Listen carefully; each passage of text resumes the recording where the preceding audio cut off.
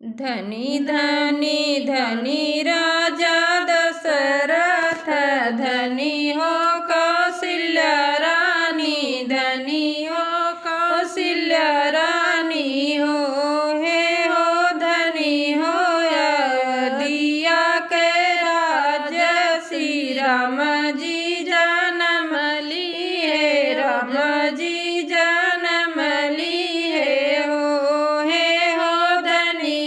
अयोध्या के भाग्य, श्री राम जी जन्म लिए, राम जी जन्म लिए हो।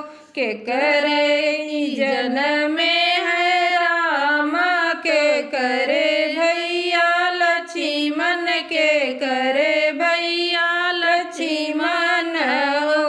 हे हो के करे जन्म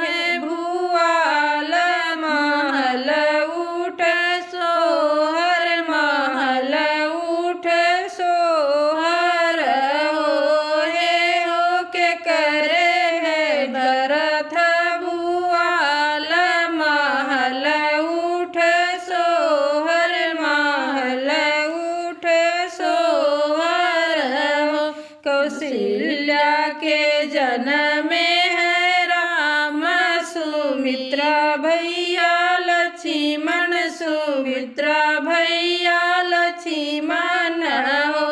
हे हो के कई के भरत भुआल, महल उठ सोहर, महल उठ सोहर हो। हे हो के कई के भरत भुआल, महल उठ सोहर, महल उठ सोहर हो। कौने घड़ी जन्म है राम, कवन घड़ी लक्ष्मण, कवन घड़ी लक्ष्मण हो। हे हो कौने घड़ी भरत भुआल, महल उठ सोहर, महल उठ सोहर हो। हे हो कौने घड़ी भरत भुआल, महल उठ सोहर, महल उठ सोहर हो। शुभ घड़ी जन्म